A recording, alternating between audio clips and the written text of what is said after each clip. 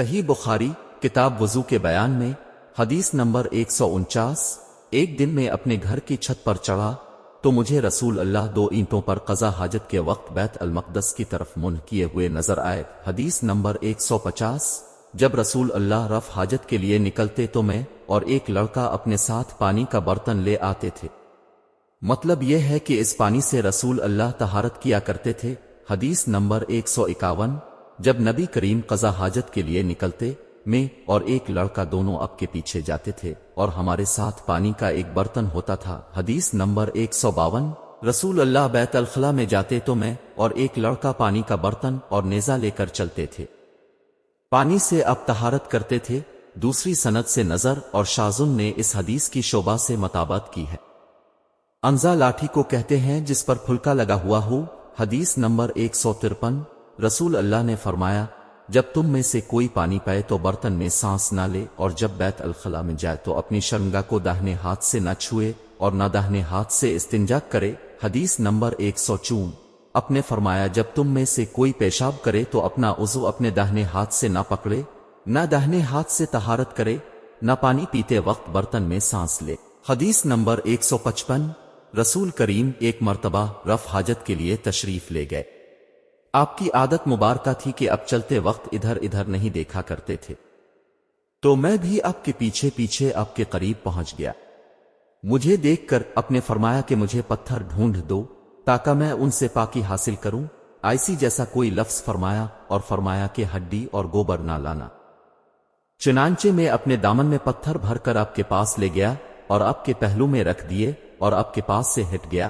جب آپ قضا حاجت سے فارغ ہوئے تو اپنے پتھروں سے استنجا کیا۔ حدیث نمبر 156۔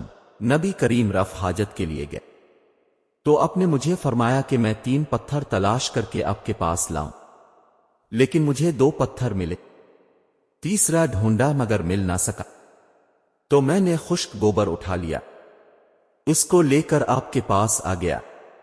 اپنے پتھر تو لے لیے مگر گوبر پھینک دیا اور فرمایا یہ خود ناپاک ہے۔ اور یہ حدیث ابراہیم بن یوسف نے اپنے باپ سے بیان کی، انہوں نے ابو اسحاق سے سنا، ان سے عبد الرحمن نے بیان کیا۔ حدیث نمبر 157۔ رسول اللہ نے وضو میں ہر عضو کو ایک ایک مرتبہ دھویا۔ حدیث نمبر 158۔ نبی کریم نے وضو میں اعضاء کو 2 بار دھویا۔ حدیث نمبر 159۔ انہوں نے حضرت عثمان بن عفان رضی اللہ عنہ کو دیکھا، انہوں نے حمران سے پانی کا برتن مانگا اور لے کر پہلے اپنی ہتھیلیوں پر 3 مرتبہ پانی ڈالا، پھر انہیں دھویا۔ اس کے بعد اپنا داہنا ہاتھ برتن میں ڈالا اور پانی لے کر کلی کی اور ناک صاف کی، پھر 3 بار اپنا چہرہ دھویا اور کوہنیوں تک 3 بار دونوں ہاتھ دھوئے، پھر اپنے سر کا مسح کیا، پھر پانی لے کر ٹخنوں تک 3 مرتبہ اپنے دونوں پاؤں دھوئے۔ پھر کہا کہ رسول اللہ نے فرمایا ہے کہ جو شخص میری طرح ایسا وضو کرے پھر 2 رکعت پڑھے جس میں اپنے نفس سے کوئی بات نہ کرے تو اس کے گزشتہ گناہ معاف کر دیے جاتے ہیں۔ حدیث نمبر 160۔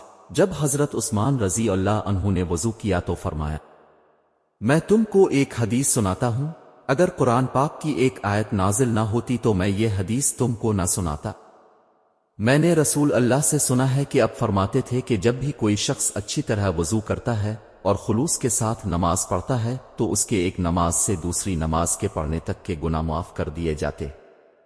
عروہ کہتے ہیں وہ آیت یہ ہے جس کا ترجمہ یہ ہے کہ جو لوگ اللہ کی اس نازل کی ہوئی ہدایت کو چھپاتے ہیں جو اس نے لوگوں کے لیے اپنی کتاب میں بیان کی ہے، ان پر اللہ کی لعنت ہے اور دوسرے لعنت کرنے والوں کی لعنت ہے۔